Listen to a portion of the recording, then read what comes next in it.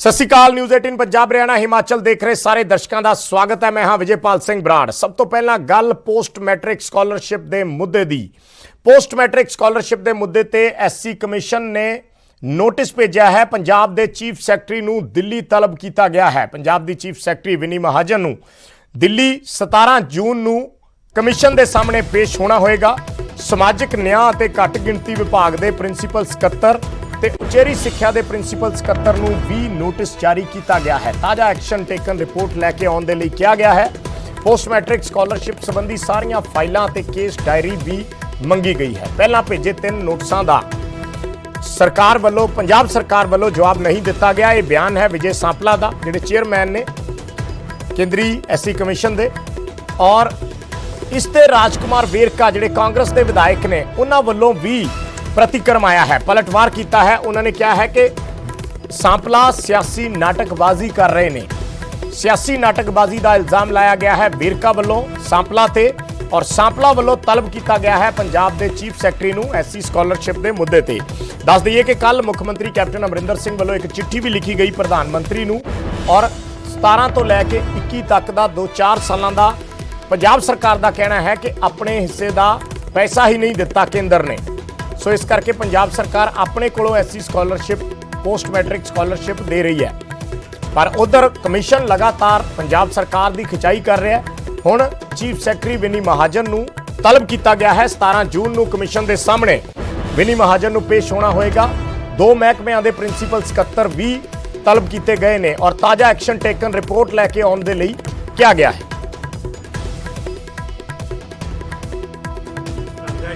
ਸਾਪਲਾ ਸਾਹਿਬ ਨੂੰ ਸੱਚਾਈ ਦਾ ਪਤਾ ਨਹੀਂ ਤੇ ਜਾਂ ਉਹ ਸਿਆਸੀ ਨਾਟਕਬਾਜ਼ੀ ਕਰ ਰਹੇ। ਸੱਚ ਇਹ ਹੈ ਕਿ ਜਿਹੜਾ 1500 ਕਰੋੜ ਰੁਪਏ ਦੇ ਵਜੀਫੇ ਦੇ ਨੋਟਿਸ ਪੰਜਾਬ ਦੀ ਸਰਕਾਰ ਨੂੰ ਭੇਜਿਆ ਉਹਨਾਂ ਨੇ, ਉਹ ਕੇਂਦਰ ਦੀ ਸਰਕਾਰ ਨੇ ਪੰਜਾਬ ਦਾ ਵਜੀਫਾ ਖਾ ਲਿਆ। ਪੰਜਾਬ ਦੇ ਦਲਿਤਾਂ ਦਾ ਵਜੀਫਾ 1500 ਕਰੋੜ ਰੁਪਇਆ ਇਹ ਕੇਂਦਰ ਦੀ ਸਰਕਾਰ ਨੇ ਖਾਧਾ ਹੈ। 17-18 18-19 19-20 ਦਾ ਇਹ ਜਿਹੜਾ ਵਜੀਫਾ ਹੈ ਇਹ ਪੰਜਾਬ 'ਚ ਨਰਿੰਦਰ ਮੋਦੀ ਨੇ ਦਿੱਤਾ ਹੀ ਨਹੀਂ, ਤੇ ਉਹ ਖਾ ਕੇ ਸਕੈਂਡਲ ਕੀਤਾ। ਕੇਂਦਰ ਦੀ ਸਰਕਾਰ ਨੇ ਪੰਜਾਬ ਦੇ ਚੀਫ ਸੈਕਟਰੀ ਨੂੰ ਸਮਨ ਕਰਨ ਦੀ ਬਜਾਏ ਕੇਂਦਰ ਦੀ ਸਰਕਾਰ ਨੂੰ ਸਮਨ ਕਰੋ। तब राजकुमार वेरका कह रहे हैं कि पंजाब के चीफ सैकटरी ਨੂੰ ਸਮਨ ਕਰਨ ਦੀ ਬਜਾਏ ਕੇਂਦਰ ਇਸ ਦਾ ਜਵਾਬ ਦੇਵੇ। ਵਿਜੇ ਸਾਂਪਲਾ ਸਾਡੇ ਨਾਲ ਸਿੱਧੇ ਜੁੜ ਰਹੇ ਨੇ, chairman SC commission of India. Sampla साहब बहुत बहुत स्वागत है न्यूज़ 18 पंजाब हरियाणा हिमाचल।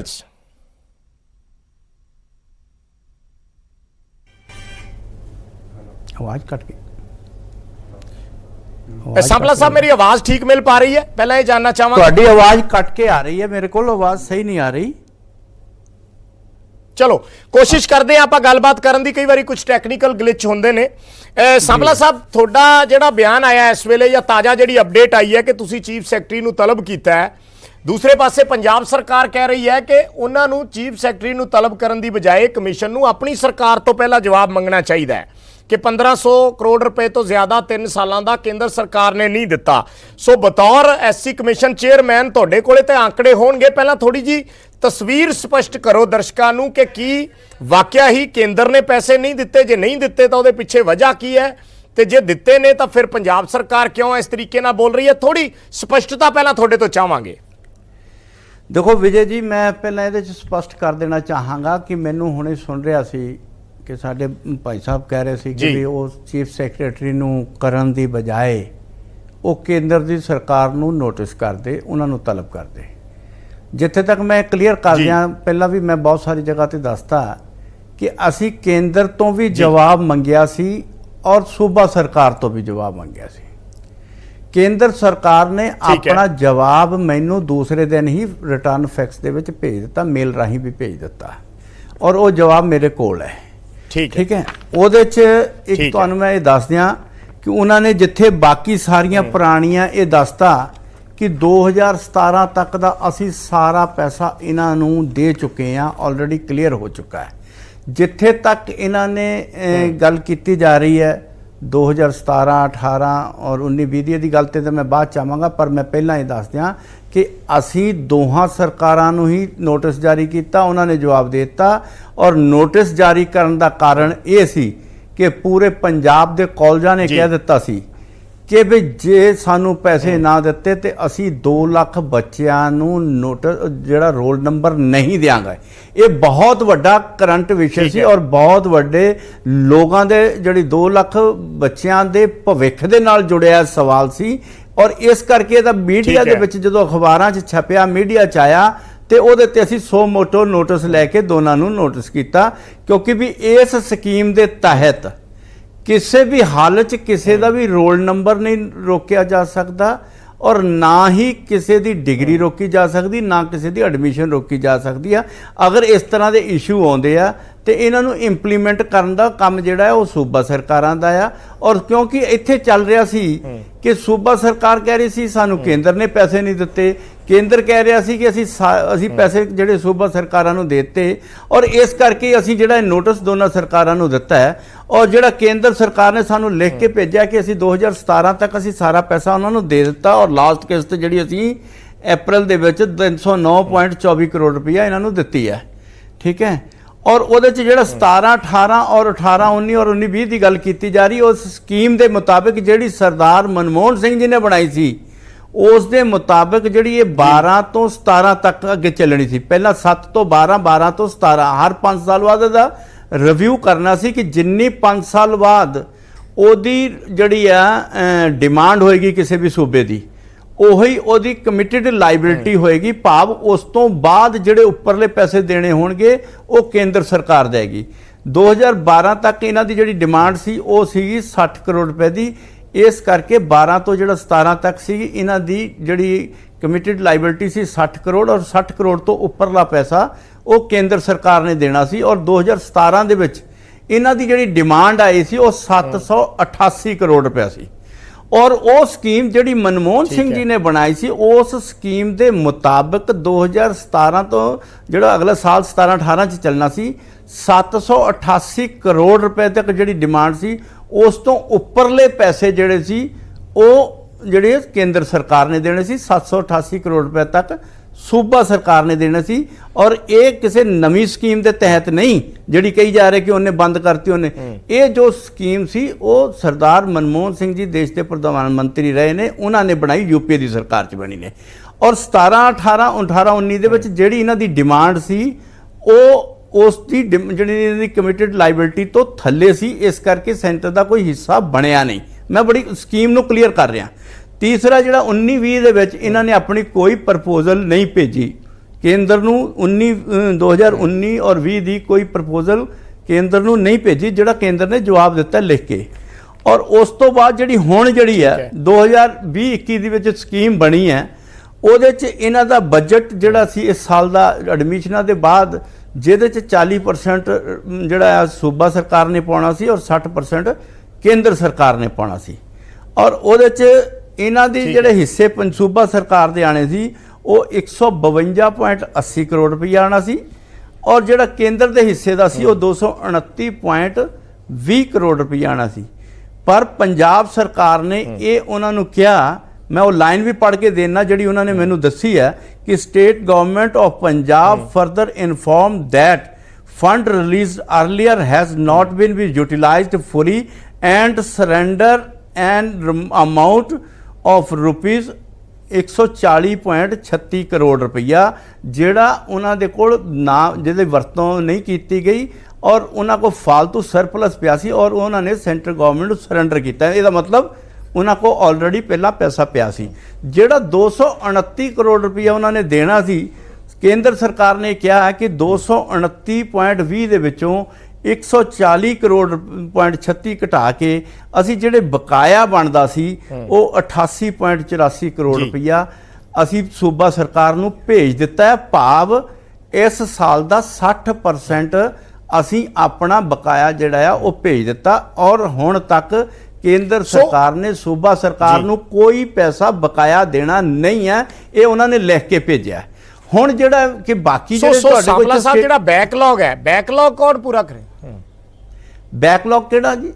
ਮੈਂ ਤੁਹਾਡੇ ਕੋਲ ਮੈਂ ਪੂਰੀ ਕਲੀਅਰ ਸਕੀਮ ਨੂੰ ਸਮਝਾਤੀ ਹਾਂ। ਬੈਕਲੌਗ ਨੂੰ ਮੈਂ ਤੁਹਾਨੂੰ ਪੂਰੀ ਤਰ੍ਹਾਂ ਸਮਝਾਇਆ। 17 18 19 ਦਾ ਥੋੜਾ ਜਿਹਾ ਤੁਸੀਂ ਹੋਰ ਸਪਸ਼ਟ ਕਰ ਦਿਓ, ਕਿਉਂਕਿ ਕਈ ਵਾਰੀ ਆਂਕੜਿਆਂ ਦਾ ਇਹ ਉਲਝਾਅ ਹੋ ਜਾਂਦਾ। ਅਸੀਂ ਤਾਂ ਉਸ ਲੈਵਲ ਦੇ ਟੈਕਨੀਕਲ ਐਕਸਪਰਟ ਹੈ ਨਹੀਂ, ਕਿਉਂਕਿ ਤੁਸੀਂ ਉਸ ਸੀਟ ਤੇ ਬੈਠੇ ਹੋ, ਤੁਹਾਡੇ ਕੋਲੇ ਜ਼ਿਆਦਾ ਆંકੜੇ ਹੋਣਗੇ। ਮੇਰੇ ਕਹਿਣ ਦਾ ਮਤਲਬ ਇਹ ਹੈ ਵੀ ਜਿਹੜਾ 17 18 19 ਵਾਲੇ ਪੈਸੇ ਦਾ ਤੁਸੀਂ ਦੱਸ ਰਹੇ ਹੋ, ਮੈਨੂੰ ਸਿੱਧਾ ਦੇਸੀ ਭਾਸ਼ਾ 'ਚ ਦੱਸੋ ਕਿ ਕੀ ਪੰਜਾਬ ਸਰਕਾਰ ਨੇ ਪੈਸੇ ਦੇਣੇ ਆ? ਜੇ ਦੇਣੇ ਆ ਤਾਂ ਕਿੰਨੇ ਦੇਣੇ ਆ? ਮੈਂ ਤੁਹਾਨੂੰ ਪਹਿਲਾਂ ਦੱਸਤਾ ਕਿ ਜਿਹੜੀ ਇਹਨਾਂ ਦੀ ਜ਼ਿੰਮੇਵਾਰੀ ਸੀ 788 ਕਰੋੜ ਰੁਪਏ ਤੱਕ ਦਾ ਭੁਗਤਾਨ, ਜਿਹੜਾ ਸੂਬਾ ਸਰਕਾਰਾਂ ਨੇ ਜੋ 5 ਸਾਲ ਬਾਅਦ ਲਾਇਬਿਲਿਟੀ ਬਣਨੀ ਸੀ ਉਹ ਸੂਬਾ ਸਰਕਾਰਾਂ ਨੇ ਦੇਣਾ ਸੀ, ਔਰ ਉਸ ਮੁਤਾਬਕ 788 ਕਰੋੜ ਰੁਪਏ ਦੀ ਲਾਇਬਿਲਿਟੀ ਜਾਂ ਜ਼ਿੰਮੇਵਾਰੀ ਜਿਹੜੀ ਆ ਉਹਨੂੰ ਕਹਿ ਲਈਏ, ਜਿਹੜੀ ਸਿੱਧੀ ਭਾਸ਼ਾ ਤੁਸੀਂ ਕਹਿ ਰਹੇ ਆ, ਉਹ 788 ਕਰੋੜ ਰੁਪਏ ਤੱਕ ਜਿਹੜੀ ਉਹ ਪੇ ਕਰਨ ਦੀ ਉਹ ਸੂਬਾ ਸਰਕਾਰਾਂ ਦੀ ਸੀ, ਔਰ ਉਸ ਮੁਤਾਬਕ ਪੰਜਾਬ ਦੀ ਜ਼ਿੰਮੇਵਾਰੀ ਬਣਦੀ ਹੈ। ਔਰ ਜਿਹੜੀ 788 ਕਰੋੜ ਤੋਂ ਉੱਪਰਲੀ ਕੋਈ ਰਕਮ ਆਏਗੀ, ਉਹ ਜਿਹੜੀ ਹੈ ਰਕਮ ਉਹ ਜਿਹੜੀ ਹੈ ਕੇਂਦਰ ਸਰਕਾਰ ਨੇ ਦੇਣੀ ਸੀ ਐਜ਼ ਪਰ ਦਾ ਪਾਲਿਸੀ। ਫਿਰ ਸਾਂਪਲਾ ਸਾਹਿਬ, ਮੁੱਖ ਮੰਤਰੀ ਕਿਹੜੇ 1563 ਕਰੋੜ ਰੁਪਏ ਦੀ ਗੱਲ ਕਰ ਰਹੇ ਆ, ਜਿਹੜੀ ਉਹਨਾਂ ਨੇ ਕੱਲ ਪ੍ਰਧਾਨ ਮੰਤਰੀ ਨੂੰ ਚਿੱਠੀ ਵੀ ਲਿਖੀ ਹੈ? ਦੇਖੋ, ਮੈਂ ਜਿਹੜੀ ਮੁੱਖ ਮੰਤਰੀ ਜਾਂ ਕਿਸੇ ਹੋਰ ਨੇਤਾ ਦੀ ਗੱਲ ਦਾ ਜਵਾਬ ਨਹੀਂ ਦਿਆਂਗਾ, ਕਿਉਂਕਿ ਮੈਂ ਸਰਕਾਰਾਂ ਦੇ ਵਿੱਚ ਅਫਸਰਾਂ ਨੂੰ ਤਲਬ ਕੀਤਾ, ਕਿਉਂਕਿ ਸਰਕਾਰਾਂ ਸਮੇਂ-ਸਮੇਂ ਬਦਲਦੀਆਂ ਵੀ ਰਹੀਆਂ, ਸਰਕਾਰਾਂ ਆਉਂਦੀਆਂ ਜਾਂਦੀਆਂ ਰਹਿੰਦੀਆਂ। ਜਿਹੜੇ ਮੁੱਖ ਅਧਿਕਾਰੀ ਹੁੰਦੇ ਨੇ, ਪ੍ਰਿੰਸੀਪਲ ਸੈਕਟਰੀ ਔਰ ਜਿਹੜੇ ਚੀਫ ਸੈਕਟਰੀ, ਇਹ ਇਹਨਾਂ ਸਕੀਮਾਂ ਨੂੰ ਸਰਕਾਰਾਂ ਚਾਹੇ ਕੋਈ ਆਉਣ ਨਾ ਆਉਣ ਉਹਨਾਂ ਨੂੰ ਬਦਲਦੇ। ਇਸ ਕਰਕੇ ਅਸੀਂ ਜਵਾਬ ਤਲਬੀ ਉਹਨਾਂ ਕੋਲ ਕੀਤੀ ਹੈ। ਜਿਹੜਾ ਕੋਈ ਭਾਸ਼ਣ ਜਾਂ ਕੋਈ ਲੈਟਰ ਹੋਰ ਕੋਈ ਲਿਖਦਾ ਹੈ, ਉਹੀ ਅਗਰ ਸਾਨੂੰ ਜੇ ਸੂਬਾ ਸਰਕਾਰ ਲਿਖ ਕੇ ਦੇਗੀ ਤਾਂ ਅਸੀਂ ਕੇਂਦਰ ਸਰਕਾਰ ਦੇ ਅਧਿਕਾਰੀਆਂ ਨੂੰ ਬੁਲਾ ਲਾਂਗੇ ਨਾ ਕਿ ਇਹਨਾਂ ਦੀ ਸਕੀਮ 'ਚ ਆ ਕਿਉਂ ਤੁਸੀਂ ਇਹ ਲਿਖ ਕੇ ਭੇਜਿਆ, ਕਿਉਂ ਨਹੀਂ ਭੇਜਿਆ। ਅਗਰ ਇਹ ਸਾਨੂੰ ਕੋਈ ਜਵਾਬ ਤਾਂ ਦੇਣ ਨਾ, ਅਸੀਂ ਬਾਰ-ਬਾਰ ਉਹਨਾਂ ਨੂੰ ਤੁਹਾਡੇ ਕਹਿਣ ਦਾ ਮਤਲਬ ਹੈ ਵੀ ਅਫਸਰ ਤੁਹਾਡੇ ਸਾਹਮਣੇ ਪਹਿਲਾਂ ਸਾਰੀ ਪਿਕਚਰ ਕਲੀਅਰ ਕਰਨ ਵੀ ਉਹਨਾਂ ਦਾ ਪੱਖ ਕੀ ਹੈ, ਜਿਹੜੀ ਤੁਸੀਂ ਤੁਹਾਡੇ ਕੋਲੇ ਕੇਂਦਰ ਸਰਕਾਰ ਦਾ ਜਵਾਬ ਆਇਆ ਤਾਂ ਕਿ ਤੁਸੀਂ ਉਹਦਾ ਮਿਲਾਨ ਕਰ ਸਕੋ ਬੇਸਿਕਲੀ, ਕਿਉਂਕਿ ਮਸਲਾ ਤਾਂ ਉਹਨਾਂ ਵਿਦਿਆਰਥੀਆਂ ਦੇ ਨੁਕਸਾਨ ਦੀ ਪੂਰਤੀ ਦਾ ਹੈ। ਬਿਲਕੁਲ, ਮੈਂ ਇਹੀ ਕਹਿ ਰਿਹਾ, ਸਾਡਾ ਇਸ ਦੇ ਵਿੱਚ ਇੰਟਰਵੀਨ ਕਰਨ ਦਾ ਮਤਲਬ ਹੋਰ ਕੋਈ ਨਹੀਂ ਹੈ, ਕਿਉਂਕਿ ਸਰਕਾਰਾਂ, ਸੂਬਾ ਸਰਕਾਰ ਉਹਦੇ ਤੇ ਥੋਪੀ ਜਾਂਦੀ ਔਰ ਕੇਂਦਰ ਸਰਕਾਰ ਸੂਬੇ ਤੇ ਥੋਪੀ ਜਾਂਦੀ, ਇੱਕ ਦੂਸਰੇ ਤੋਂ। ਸਾਡਾ ਜਿਹੜਾ ਕੰਮ ਹੈ ਉਹ ਅਨੁਸੂਚਿਤ ਜਾਤੀ ਵਰਗ ਦੇ ਲੋਕਾਂ ਨਾਲ ਅਨਿਆਏ ਨਾ ਹੋਵੇ, ਇਹਦਾ ਦੇਖਣਾ ਕੰਮ ਸਾਡਾ ਹੈ, ਔਰ ਇਸ ਕਰਕੇ ਅਸੀਂ ਇਹ 'ਚ ਇੰਟਰਵੀਨ ਕੀਤਾ ਹੈ। ਅਗਰਵਾਈਜ਼ ਸਾਡਾ ਇਹਨਾਂ ਦੇ ਕੰਮਾਂ ਦੇ ਵਿੱਚ ਕੋਈ ਦਖਲਅੰਦਾਜ਼ੀ ਨਹੀਂ ਆਉਂਦੀ। ਸਾਡੀ ਦਖਲਅੰਦਾਜ਼ੀ ਉਦੋਂ ਆਉਂਦੀ ਹੈ ਕਿਉਂਕਿ ਅਸੀਂ ਪਹਿਲਾ ਨੋਟਿਸ ਇਹਨਾਂ ਨੂੰ 25 ਮਈ ਨੂੰ ਦਿੱਤਾ ਸੀ, ਜਦੋਂ ਪਟਿਆਲੇ ਦੇ ਵਿੱਚ ਇੱਕ ਬੱਚਿਆਂ ਨੇ ਇੱਕ ਜਿਹੜਾ ਆ ਰੋਸ ਪ੍ਰਦਰਸ਼ਨ ਕੀਤਾ ਸੀ ਇਸੇ ਸਕਾਲਰਸ਼ਿਪ ਨੂੰ ਲੈ ਕੇ। ਅਸੀਂ ਉਦੋਂ ਜਵਾਬ ਤਲਬੀ ਕੀਤੀ।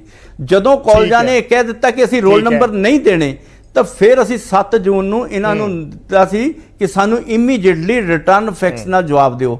ਫਿਰ ਅਸੀਂ 10 ਤਰੀਕ ਨੂੰ ਵੀ ਜਵਾਬ ਇਹਨਾਂ ਨੂੰ ਫਿਰ ਦੁਬਾਰਾ ਚਿੱਠੀ ਲਿਖੀ, ਪਰ ਇਹਨਾਂ ਨੂੰ ਬਾਰ-ਬਾਰ ਚਿੱਠੀ ਲਿਖਣ ਦੇ, ਔਰ ਬਕਾਇਦਾ ਮੇਰੇ ਅਧਿਕਾਰੀ ਜਿਹੜੇ ਆ ਤੁਹਾਡੇ ਕੋਲੇ ਕੋਈ ਲਿਖਤੀ ਜਵਾਬ ਨਹੀਂ ਆਇਆ ਹਾਲੇ ਤੱਕ 10 ਤਰੀਕ ਤੱਕ। ਕੱਲ ਮੈਂ ਆਫਿਸ ਦੇ ਵਿੱਚ ਸ਼ਾਮ ਦੇ 7-8 ਵਜੇ ਤੱਕ ਬੈਠਾ ਸੀ, ਉਸ ਵੇਲੇ ਤੱਕ ਮੇਰੇ ਦਫ਼ਤਰ ਦੇ ਵਿੱਚ ਕੋਈ ਲਿਖਤੀ ਜਵਾਬ ਨਹੀਂ ਸੀ ਆਇਆ।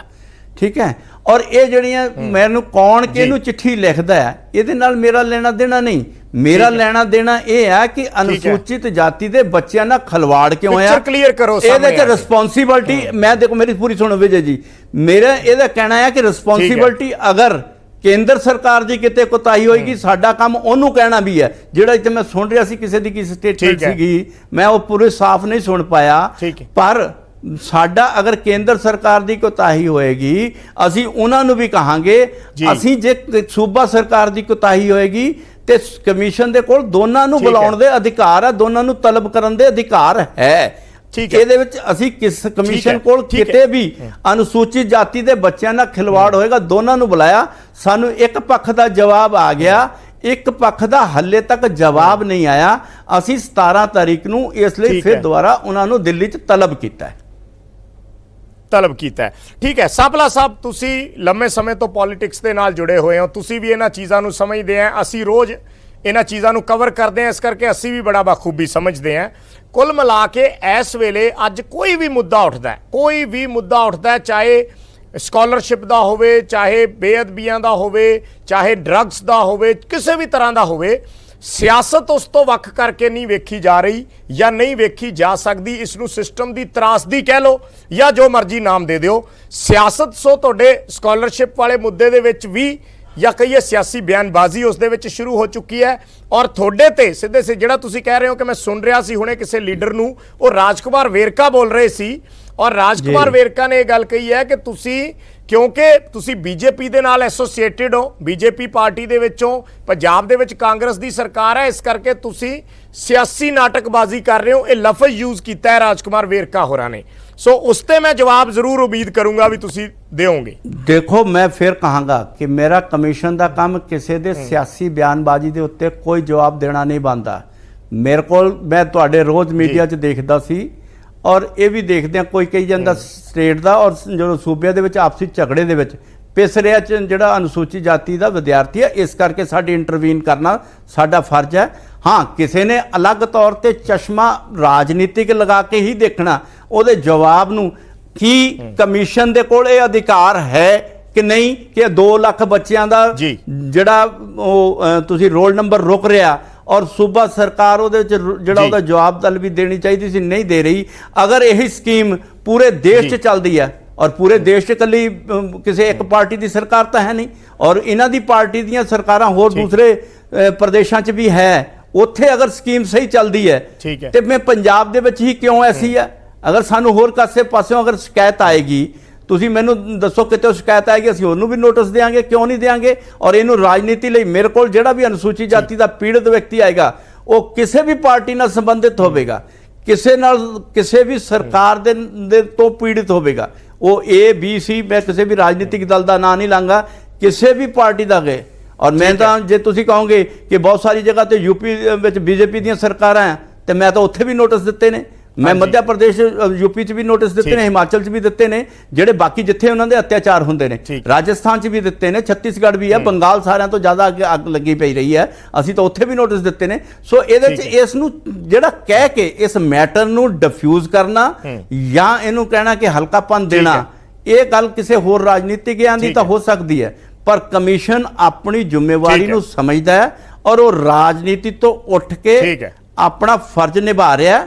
ਔਰ ਉਸ ਫਰਜ਼ ਨਿਭਾਉਣ ਦੇ ਵਿੱਚ ਜਿੱਥੇ ਇਹ ਬੱਚੇ ਹੋਣਗੇ, ਉਹ ਕਿਸੇ ਇੱਕ ਪਾਰਟੀ ਦੇ ਬੱਚੇ, 2 ਲੱਖ ਬੱਚੇ ਜਿਹੜੇ ਪੜ੍ਹ ਰਹੇ ਆ, ਉਹ ਕਿਸੇ ਪਾਰਟੀ ਦੇ ਸੰਬੰਧ ਨਹੀਂ ਹੋ ਸਕਦੇ, ਉਹ ਸਮਾਜ ਦੇ, ਦੇਸ਼ ਦੇ, ਪ੍ਰਦੇਸ਼ ਦੇ, ਸੂਬੇ ਦੇ ਇਸ ਨਾਗਰਿਕ ਨੇ, ਔਰ ਉਹ ਖਰਿਆ ਉਹਨਾਂ ਦੇ ਮਾਪੇ ਕਿਸ ਪਾਰਟੀ ਨਾਲ ਸੰਬੰਧਿਤ ਨੇ ਰੱਖਦੇ ਨੇ। ਇਸ ਚੀਜ਼ ਨੂੰ ਅਲੱਗ ਕਰਕੇ ਰੱਖੋ। ਹੋ ਸਕਦਾ ਤੁਹਾਡੇ ਵੀ ਬੱਚੇ ਕਿਸੇ ਦੇ ਇਹਨਾਂ ਦੇ ਵੀ ਹੋਣ, ਜਿਹੜੇ ਇਹਨਾਂ ਦੇ ਵਿੱਚੋਂ ਕੋਈ ਹੋਣਗੇ। ਸੋ ਇਹਨਾਂ ਨੂੰ ਤੁਹਾਡੇ ਉਹਨਾਂ ਕੋਲੋਂ, ਵੇਰਕਾ ਸਾਹਿਬ ਕੋਲੋਂ ਅਸੀਂ ਇਸ ਪੱਖੋਂ ਮਦਦ ਮੰਗਾਂਗੇ ਕਿ ਉਹ ਵੀ ਅਨੁਸੂਚਿਤ ਜਾਤੀ ਦੇ, ਕਿਉਂਕਿ ਅਨੁਸੂਚਿਤ ਜਾਤੀ ਨਾਲ ਸੰਬੰਧਿਤ ਰੱਖਦੇ ਨੇ, ਉਹਨਾਂ ਨੂੰ ਨਿਆਂ ਦਿਵਾਉਣ ਦੇ ਵਿੱਚ ਕਮਿਸ਼ਨ ਦਾ ਸਾਥ ਦੇਣ, ਨਾ ਕਿ ਉਹ ਆਪਣਾ ਪੱਖ ਜਿਹੜਾ ਕਿਸੇ ਪਾਰਟੀ ਰਾਜਨੀਤੀ ਦਾ ਨੁਮਾਇੰਦਾ ਬਣ ਕੇ ਨਹੀਂ, ਇੱਕ ਦਲਿਤ ਸਮਾਜ ਦਾ ਵੀ ਇੱਕ ਆਪਣਾ ਪੱਖ ਜਿਹੜਾ ਉਹ ਨਿਭਾਉਣ। ਠੀਕ ਹੈ, ਠੀਕ ਹੈ ਸਾਬਲਾ ਸਾਹਿਬ, ਬਹੁਤ ਬਹੁਤ ਧੰਨਵਾਦ ਸਾਡੇ ਨਾਲ ਜੁੜੇ ਤੁਸੀਂ। ਜੀ ਜੀ ਜੀ ਜੀ, ਮੈਂ ਇੱਕ ਇਹ ਵੀ ਕਹਾਂਗਾ ਕਿ ਜਿਹੜੀਆਂ ਚੀਜ਼ਾਂ ਇਹ ਇੱਥੇ ਬਾਹਰ ਪ੍ਰੈਸ ਕਾਨਫਰੰਸ ਰਾਹੀਂ ਮੈਂ ਬਹੁਤ ਸਾਰਿਆਂ ਦੀ ਸੁਣ ਰਿਹਾ, ਤੁਹਾਡੇ ਮੀਡੀਆ ਰਾਹੀਂ ਵੀ ਸੁਣ ਰਿਹਾ, ਇਹ ਆਪਣੇ ਅਧਿਕਾਰੀਆਂ ਨੂੰ, ਆਪਣੇ ਚੀਫ ਮਿਨਿਸਟਰ ਸਾਹਿਬ ਨੂੰ ਕਹਿਣ ਕਿ ਉਹਨਾਂ ਦੇ ਚੀਫ ਸੈਕਟਰੀ ਸਾਹਿਬ ਔਰ ਬਾਕੀ ਦੇ ਦੂਸਰੇ ਪ੍ਰਿੰਸੀਪਲ ਸੈਕਟਰੀ ਸਾਹਿਬ, ਉਹ ਕਮਿਸ਼ਨ ਦੇ ਨੂੰ ਆਪਣੀ ਰਿਪੋਰਟ ਭੇਜ ਕੇ ਬੱਚਿਆਂ ਦੇ ਨਾਲ ਇਨਸਾਫ ਕਰਨ ਦੇ ਲਈ ਉਹ ਕਰਨ, ਆਪਣਾ ਫਰਜ਼ ਨਿਭਾਉਣ, ਔਰ ਕਮਿਸ਼ਨ ਨੂੰ ਵੀ ਆਪਣਾ ਫਰਜ਼ ਨਿਭਾਉਣ ਦੇਣ, ਤਾਂ ਕਿ ਇਹਨਾਂ ਨੂੰ ਵੀ ਇੱਕ ਦੂਸਰੇ ਨੂੰ ਅਸੀਂ ਖਟਾਰੇ 'ਚ ਖੜਾ ਕਰਕੇ ਨਾ ਦੇਖੀਏ, ਹਰੇਕ ਨੂੰ ਪਾਰਟੀ ਨਾ ਬਣਾ ਕੇ ਦੇਖੀਏ। ਅਗਰ ਅਸੀਂ ਵੀ ਪਾਰਟੀ ਬਣਾਂਗੇ ਤਾਂ ਫਿਰ ਐਸੀ ਸਮਾਜ ਦੀ ਸੁਣੇਗਾ ਕੌਣ?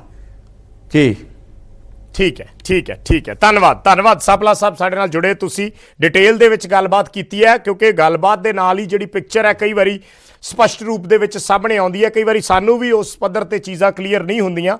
ਸੋ ਤੁਸੀਂ ਜੋ ਚੀਜ਼ਾਂ ਦੱਸੀਆਂ ਨੇ ਉਸ ਦੇ ਨਾਲ ਇੱਕ ਚੀਜ਼ ਇਹ ਹੈ ਕਿ ਪੰਜਾਬ ਸਰਕਾਰ ਨੇ ਆਪਣਾ ਪੱਖ ਹਲੇ ਤੱਕ ਨਹੀਂ ਰੱਖਿਆ। ਮੁੱਖ ਮੰਤਰੀ ਨੇ ਜੋ ਚਿੱਠੀ ਲਿਖੀ ਹੈ, ਜੋ ਵਿਜੇ ਸਾਂਪਲਾ ਹੋਰਾਂ ਨੇ ਜੋ ਗੱਲ ਕਹੀ ਹੈ ਕਿ ਉਹ ਆਪਣੇ ਪੱਧਰ ਤੇ ਪ੍ਰਧਾਨ ਮੰਤਰੀ ਨੂੰ ਸਰਕਾਰ ਦਾ ਪੱਖ ਕੀ ਹੈ ਉਹ ਦੱਸ ਸਕਦੇ ਨੇ, ਪਰ ਕਮਿਸ਼ਨ ਜਿਸ ਦੇ ਸਾਹਮਣੇ ਦੋਨਾਂ ਧਿਰਾਂ ਦੀ ਜਵਾਬ ਤਲਬੀ ਦੀ ਜ਼ਿੰਮੇਵਾਰੀ ਹੈ, ਉਸ ਨੂੰ ਇੱਕ ਧਿਰ ਜਵਾਬ ਦੇ ਦਿੰਦੀ ਹੈ, ਦੂਜੀ ਧਿਰ ਜਵਾਬ ਨਹੀਂ ਦਿੰਦੀ, ਸਿਰਫ ਬਿਆਨਬਾਜ਼ੀ ਕੀਤੀ ਜਾ ਰਹੀ ਹੈ ਤੇ ਸਿਆਸੀ ਬਿਆਨਬਾਜ਼ੀ ਕੀਤੀ ਜਾ ਰਹੀ ਹੈ। ਇਸ ਕਰਕੇ ਉਸ ਦਾ ਜਵਾਬ ਦੇਣਾ ਜ਼ਰੂਰੀ ਹੈ। 3 ਨੋਟਿਸ ਭੇਜੇ ਗਏ ਸੀ, ਤਿੰਨਾਂ ਦਾ ਜਦੋਂ ਪੰਜਾਬ ਸਰਕਾਰ ਨੇ ਜਵਾਬ ਨਹੀਂ ਦਿੱਤਾ, ਤਾਂ ਕਰਕੇ ਹੁਣ ਚੀਫ ਸੈਕਟਰੀ ਨੂੰ ਕਮਿਸ਼ਨ ਵੱਲੋਂ ਤਲਬ ਕੀਤਾ ਗਿਆ ਹੈ।